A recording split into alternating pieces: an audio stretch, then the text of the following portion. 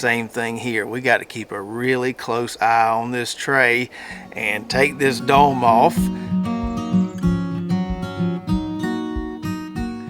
What's up, Lazy Dog fam? Hope all y'all are having a wonderful day. It is Tuesday, February 13th here in South Georgia, and today we're going to talk about leggy tomato seedlings because now I know how y'all feel. So let's start off with a quick recap just in case you missed our last video. I showed y'all how our greenhouse is slam packed full of baby fig trees, so we weren't going to be able to do the majority of our seed starting in there, at least not right now, which meant we were going to have to kind of downsize our seed starting equipment and do a little bit of it indoors. So instead of using those big heat mats like we normally use, we had to use one of these smaller heat mats. They're designed to fit a 10-20 tray. And on top of that heat mat, we've got this set up right here, a bottom tray, which is holding the cell tray where we planted our seeds, and then the humidity dome on top. So now let me walk you through a little timeline of events, and then we'll take a look at what happened. So we put all this together. We planted these tomato seeds on Friday, February the 9th. That same day, I put this in my office on that heat mat, plugged in. Before I put the dome on top, I did take a little squirt bottle and kind of soak down all the cells pretty good. Now with the humidity dome on top, this being on top of a heat mat and having nice moist seed starting mix in that tray, it didn't take long at all to start seeing all the condensation on this dome here. I did take it off and mist all the cells daily. Probably didn't need to do that. We weren't losing any moisture, but just something I felt like I needed to do. So I was checking the tray about twice a day to see if I saw any seedlings popping through. I knew we had pretty ideal conditions in my office there. I didn't think it was going to take very long at all for these seeds to germinate. So like I said, planted these on Friday. I checked Saturday, nothing. Checked Sunday, nothing. And then about midday yesterday, which was Monday, so 3 days after planting, I started noticing a few tiny little seedlings popping through. Not a lot, just a few. And my goal was to kind of try and wait until a majority of them germinated before I moved them out here to the greenhouse. But I had also posted a picture of this setup on our Facebook page and had several people comment and say they use a similar setup and that you've got to be really careful to get this dome off of here and get them either under some grow lights or in the greenhouse as soon as they start popping, because they'll get leggy really fast, and I have seen that firsthand now. So we had a few popping through midday yesterday on Monday, and then I went out to my office last night around 10 o'clock, answered a few emails, and I noticed we had some seedlings that were, I don't know, about an inch long or so, and I said, whew, these things are getting leggy fast. I got to move these things in the morning. So I turned off the lights in my office, went inside, went to bed, came back out to my office this morning. Let me show you what we've got. So in just a matter of hours, some of these went from peeking through the soil to several inches long and officially leggy. Now some of them are just now popping through, not worried about those, but there is some cause for concern on some of these. Now over the years we've done many seed starting videos for spring planting and for fall planting, but they've all been done in the greenhouse here. One of the main questions we get on any of those seed starting videos is, how do I keep my plants from getting leggy? That seems to be the biggest issue people have with at-home seed starting. And I could never really answer that question that well because my plants never got leggy in the greenhouse. But now that we have tried indoor seed starting at least once, like I said earlier, I know how you feel. Now I think a majority of these are going to be okay. We may have to step them up to some larger pots, but that'll be fine. They do look a lot better after they've been sitting in the greenhouse a few hours. They were all leaned over and pale and sickly looking this morning. They've started to stand up and green up a little bit. So although it's unfortunate that some of those tomato plants got so leggy so fast, I'm glad we were able to experience it at least once, because we definitely learned some things, and now we can share those things with you all who may be trying or planning to try a similar setup for your tomato seeds this year. Now there's no doubt that when using a setup like this on a heat mat indoors, you can get tomato seeds to germinate really fast. but you got to be careful. It's a lot like that saran wrap trick we use on the larger trays when we're germinating those seedless watermelon seeds, which can be a little tricky. When we wrap that saran wrap over that tray, we've got to keep an eye on that tray, go and check it multiple times a day and take that saran wrap off at just the right time. Otherwise, we end up with leggy watermelon seedlings. Same thing here. We got to keep a really close eye on this tray and take this dome off, or else we're going to get leggy tomato seedlings. So using the dome setup like that is definitely not something you want to do if you're about to go out of town for several days. I don't even know if it's something you want to do if you leave the house for work for, say, 8 or 9 hours a day. Because as we saw there, in just a matter of hours, your seedlings can go from popping to leggy. So it takes some constant monitoring when you're using a dome like that. So what I would recommend, especially if you're not at home during the day, during the week, is maybe starting your seeds on a Wednesday or a Thursday. You know nothing's going to happen in those first 2 days, but you want to make sure you're home on that third or fourth day. That way you can get those seedlings where they need to be when they start popping. And as soon as you start seeing them popping through, you got to get them under a grow light if you're going to keep them indoors, or move them out to a greenhouse if you have one. As soon as we got them out here, they stopped growing so much vertically. They greened up. Like I said, they look a lot better than they did this morning. And then there's a couple other things to consider that were specific to my situation here.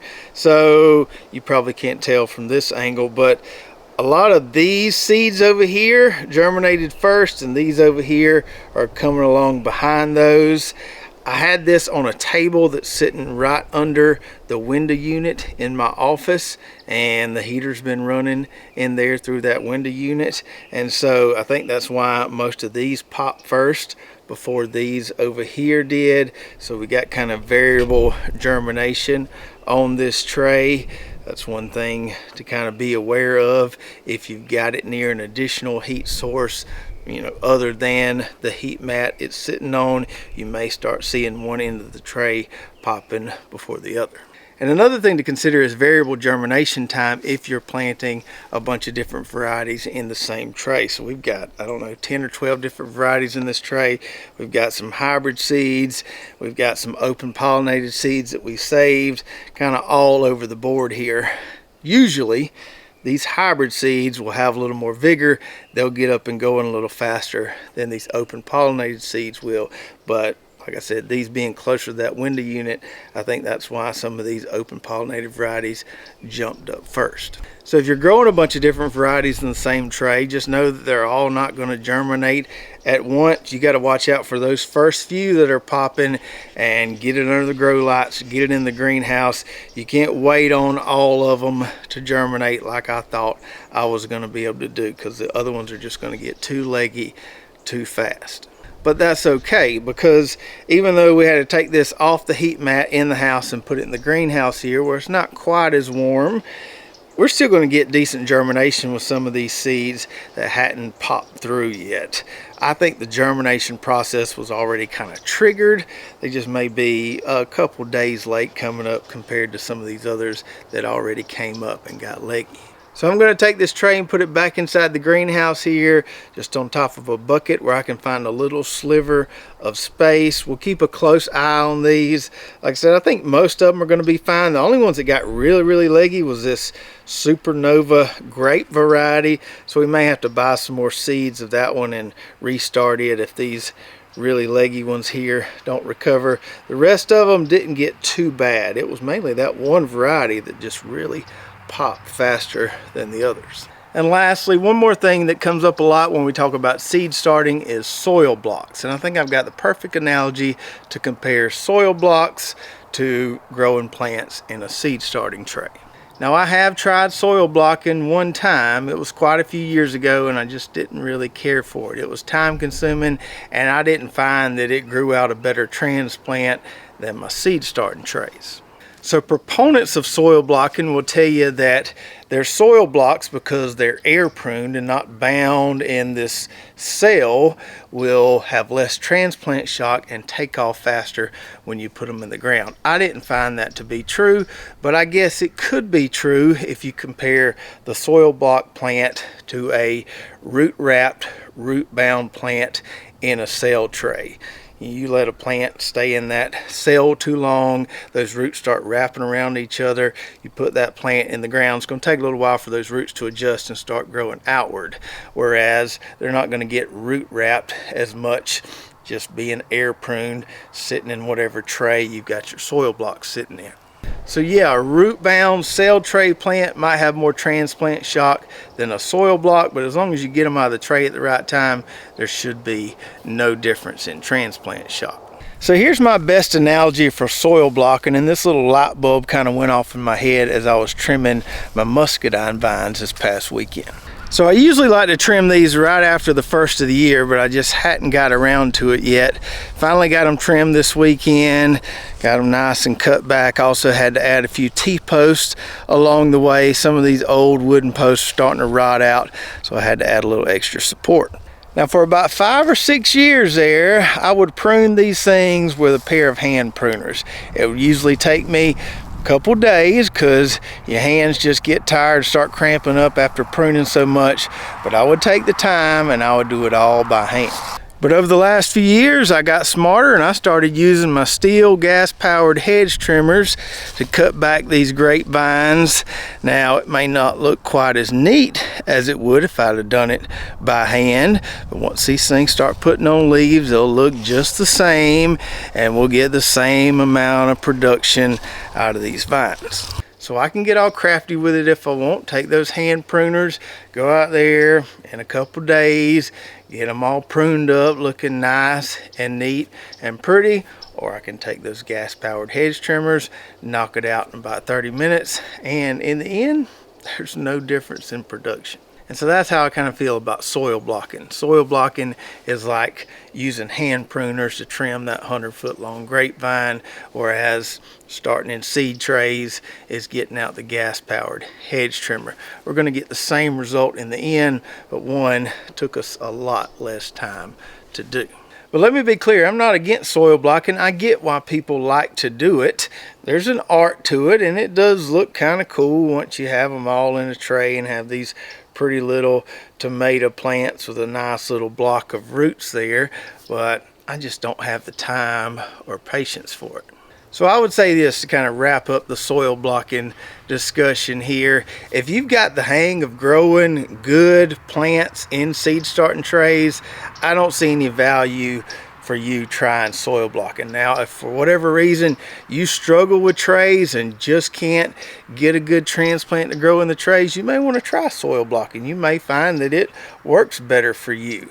But if you've got the hang of trays, hey, stay with your fast and easy process. So I hope you enjoyed the video today, and as always, you can find a lot of the products we use around here on our website at lazydogfarm.com. If you missed that last video where we went into a little more detail of our indoor seed starting setup, how we were able to get those tomato seeds to germinate so fast, you can watch all that in this video. So check that out, and we'll see you next time right here at Lazy Dog Farm.